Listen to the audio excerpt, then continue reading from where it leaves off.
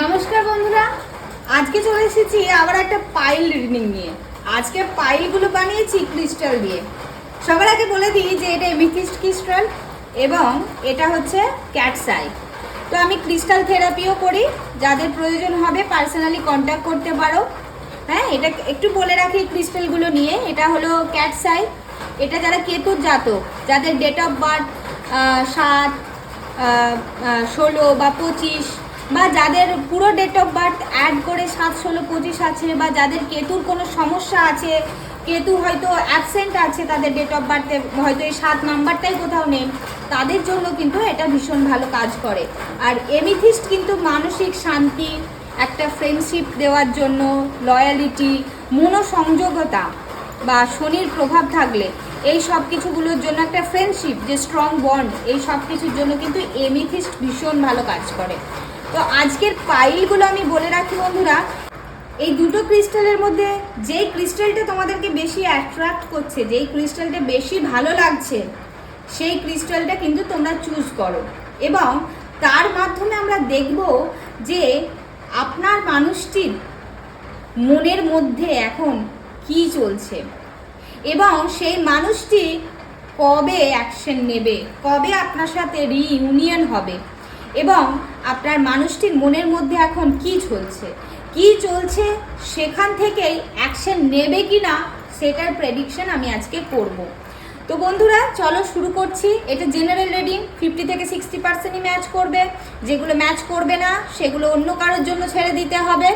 এবং ফুললি যে resonating reading, যেটা তোমার সাথে একদম পুরোপুরি মিলবে, তোমাকে পুরোপুরি গাইড করা যাবে, তার জন্য কিন্তু স্ক্রিনে দেওয়া নাম্বারে বুকিং করতে হবে।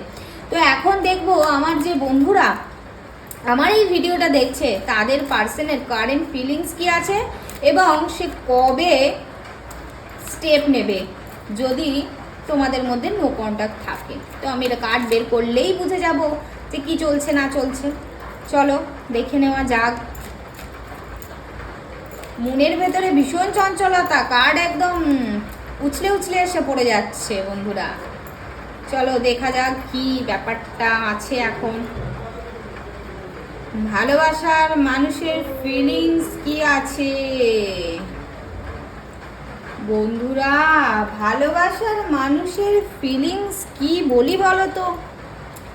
এ তো মানে এই মানুষটি তো ভীষণ প্র্যাকটিক্যাল মানুষ বন্ধুরা, ভীষণ মানি মাইন্ডেড।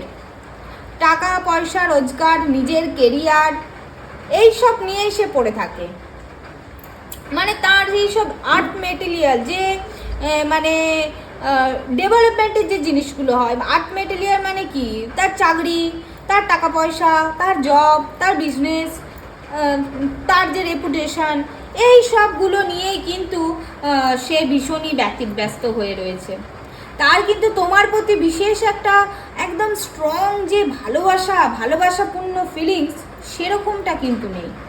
সে কিন্তু টাকা পয়সা রোজগার এইসবের দিকেই কিন্তু বেশি ব্যস্ত, এবং তোমার কাছ থেকে কিছু বন্ধু লুকাচ্ছেও। সে কিন্তু তার মনের ব্যাপারটা বা তার সাথে যেটা চলছে বা সে কি করছে সেটা কিন্তু তোমার সাথে সে শেয়ার করছে না।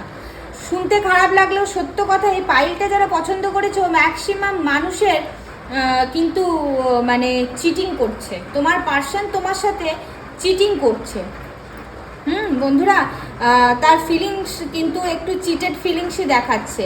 এবং এটাও মনে হচ্ছে যে সেই মানুষটি তোমাকে মানে কি বলবো, ঘরের শত্রু বিভূষণের মতো কাজ করছে। সে তোমাকে এমনভাবে ঠকিয়ে দিচ্ছে, হ্যাঁ, মিথ্যে কথা বলছে দিনের পর দিন ধরে, মানে তারপরে তোমার কাছ থেকে লুকিয়ে যাচ্ছে। তার জীবনে কি চলছে না চলছে, সে কেমন আছে না আছে, সে কিন্তু তোমার কাছে লুকিয়ে যাচ্ছে। এবং খুব মানি মাইন্ডেড, ভীষণ টাকাকে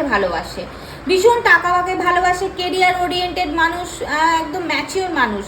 মানে কোনো রকমের সে রিস্ক নিতেই চায় না, সবসময় সেফ সাইডে খেলবো, এরকম একটা মেন্টালিটি। মানে কোনো রিস্কও নিতে চায় না, সে এই সব থেকে বেরিয়েই আসতে চায় না। মানে তোমার কাছে যে তার ইমোশনটা ইনভেস্ট করবে সেটা নিয়েও সে 5 বার ভাবছে। যে করব কি করব না, এখান থেকে আমি কিছু পাবো কি পাবো না, এরকম একটা তার মনের মধ্যে সবসময় কি পাওয়া যায় সেই চিন্তা ভাবনাটাই কিন্তু চলছে। এবং খুব তাড়াতাড়ি কিন্তু এই মানুষটি, যে মানুষটির সাথে তোমার সম্পর্ক, সেই মানুষটি কিন্তু বেশ স্টেবেলও, ম্যাচিওর পারসন। সে কিন্তু টাকা পয়সার দিক থেকে ভালো, টাকা পয়সার দিক থেকে তার ভালো সাকসেস আছে, ভালো স্ট্যাটাস, তার সোসাইটি ভালো, সে কিন্তু কেয়ারফুল মানুষ, সে খুব যত্নশীল নিজের প্রতি, তোমার প্রতি নয়। সে কিন্তু ম্যাচিওর পারসন, এমনি সব দিকে ঠিক আছে, কিন্তু তোমার দিক থেকে ফিলিংসটা কিন্তু সে একদমই ইনভেস্ট করতে চাইছে না। সে কিন্তু মানে ভাবছে যে এখানে ইনভেস্ট করলে আমি কিছু পাবো কি পাবো না, বেশ একটা বাধা সে অনুভব করে না নিজেকে তোমার কাছ থেকে সরিয়ে নেওয়ার চেষ্টা করছে, এবং তোমার কাছ থেকে অনেক কিছু লুকিয়ে যাচ্ছে, তোমাকে মিথ্যেও বলছে সে। যদি তোমাদের মধ্যে কমিউনিকেশন থাকেও, জানবে তোমাকে সে কিছু না কিছু মিথ্যেও বলছে। এটা কিন্তু সবার জন্য নয়, সবাই কিন্তু এটাকে রেজোনেট করে নিও না। যেগুলো নেগেটিভ মনে হচ্ছে তোমার সাথে মিলছে না, সেগুলোকে যেতে দাও। এটা কিন্তু কিছু মানুষের ক্ষেত্রেই ব্যাপারটা হচ্ছে। হ্যাঁ, এতদিন পর্যন্ত কিন্তু অনেক মানুষকে চিট করে এসছে তার পার্সন, লুকিয়ে এসেছে। এখানে কিন্তু কোনো থার্ড পার্টি মনে হচ্ছে না, আমার মনে হচ্ছে না যে কোনো থার্ড পার্টি, সে নিজেই একটা ঠকবাজ, সে নিজেই তোমাকে ঠকিয়েছে। হ্যাঁ, সে খুব মানি মাইন্ডেড প্র্যাকটিক্যাল মানুষ, তো খুব টাকা পয়সা কেরিয়ারের পেছনেই ছুটে বেড়ায়, ঠিক আছে। তার মধ্যে ইমোশনটা কিন্তু অতটাও কাজ করে না, সে ছেলেই হোক বা মেয়েই হোক। মেয়ে হলে জানবে সে তার সে খুব মানে গোল্ড ডিগার টাইপের মেয়ে, সে টাকা পয়সাকে ভালোবাসে, সে টাকা পয়সা, মেটালিস্টিক জিনিস, এইসব দামি দামি জিনিসপত্র, এইসবে তার বেশি লোক, ভালোবাসাতে তার কোনো বিশেষ একটা গুরুত্ব নেই। আর ছেলে হলে জানবে সে তার কেরিয়ার, টাকা পয়সা অর্জনেতেই বেশি ব্যস্ত, সে ভালোবাসা ইনভেস্টই করতে চাইছে না বন্ধুরা। এবং কিছুটা পাশাপাশি পার্শ্ববর্তী মানুষ দ্বারাও কিন্তু সে ইনফ্লুয়েন্স, পাশাপাশি মানুষদের সাথে তাদের কথা শোনাতেও কিন্তু সে একটু ইনফ্লুয়েন্স, সে মানে তাকে একটুখানি তার মাথার মধ্যে ঢোকাচ্ছে পাশাপাশি কিছু মানুষেরা, ঠিক আছে। এবার তার নেক্সট স্টেপ এখন বলবো, দেখো বন্ধুরা, তার ভীষণ একটা কিছু স্টেপ এক্ষুনি সে নেবে না, এক্ষুনি সে নেবে না, সে এখন একটু ভাববে, সে বেশ খানিকটা সময় ভাববে। মোটামুটি তো মানে মোটামুটি তো সাত দিন থেকে 10 দিন তো নয়, 7 দিন থেকে 10 দিন একদমই নয়। হ্যাঁ, তারপরে হয়তো হলেও হতে পারে, দিনে তো হয়ে নিচ্ছে বলে আমার মনেই হচ্ছে না, এটা মাসে চলে যাবে। মোটামুটি তোমার হয়তো 2 থেকে 4 মাস সময় লেগে যেতে পারে সে কোনো রকমের অ্যাকশন নিতে। অ্যাকশন কি নেবে, তার তো তোমার প্রতি ভালোবাসাই নেই, তাহলে সে কি অ্যাকশন নেবে বলো? তার তো তোমার প্রতি সেই ভালোবাসাটাই নেই। হ্যাঁ, সে তো লয়ালই নয় তোমার প্রতি, তাহলে কি অ্যাকশন নেবে? চলো, যাই হোক, যাদের সাথে মিললো, রেজোনেট করলো, অবশ্যই জানিও। মানে খুব একটা মন ভালো কর রিডিং এলো না, যাই হোক, নিশ্চয়ই আছে এরকম, সেই জন্যই এটা এসেছে। এবং যারা এমিথিস্টটা চুজ করেছিল তাদের জন্য এবার দেখবো বন্ধুরা যে তাদের মানুষের কারেন্ট ফিলিংসটা কি আছে, নেক্সট অ্যাকশন কবে নিচ্ছে বা নিচ্ছে কি না। চলো, যারা 2 নম্বর পাইল এমিথিস্টটা চুজ করেছিলেন, বাবা আগেই কার্ড চলে এসছে, আগেই কার্ড চলে আসছে। এখানেও তো বেশ রহস্যের গন্ধ পাচ্ছি বন্ধুরা, রহস্যের গন্ধ, রহস্যের গন্ধ পাচ্ছি বন্ধুরা। ভালোবাসার মানুষটির নাম মনে মনে করতে থাকো, বেশ ইন্টারেস্টিং রিডিং আসছে কিন্তু আজকে। কার্ড একদম মানে তোমরা ভীষণ চঞ্চল হয়ে আছে, একদম মন ভীষণ একদম চঞ্চলতা হয়ে আছে, একটা ভীষণ চঞ্চল হয়ে আছে মন একদম। কিছু কিছু মানুষ ভীষণ চিন্তা করছো, ভীষণ চিন্তা করছো। দেখি কি আসছে, দেখি। হ্যাঁ, বললাম ভীষণ চিন্তা করছো, চঞ্চল হয়ে রয়েছে, একদম স্ট্রাগেল। বাবা বাবা বাবা বাবা বাবা, দেখো বন্ধুরা, ওই মানুষটির কারেন্ট ফিলিংস যেটা বলবো, সেই মানুষটি কিন্তু তার কেরিয়ারে খুব স্ট্রাগল করছে। সে একটা কেরিয়ারে ভালো জায়গাতেই প্রতিষ্ঠিত হয়তো আছে, বা কেউ প্রতিষ্ঠিত নেই, কিন্তু সে সব কিছুটা না ম্যানেজ করতে পারছে না, সব কিছুটা ম্যানেজ করতে পারছে না। তার একটু ছোটোখাটো শারীরিক অসুস্থতাও আছে। ফিলিংসের দিকে যদি বলতে চাই, তার মনের মধ্যে ফিলিংস আছে, ভালোবাসা আছে, কিন্তু সে মুখটা ফিরিয়ে রেখেছে। সে এখানে তোমাকে মানে তাকে ইনভেস্টই করতে চাইছে না, সে চাইছেই না যে তোমার প্রতি সে কোনো ফিলিংস বা তোমার সাথে সম্পর্কটাকে সে কন্টিনিউ করুক, বা মানে তার কাছে আরও অপশন আছে, আরও অনেক অপশন আছে, সে সেই অপশন নিয়ে ভাবছে, ঠিক আছে।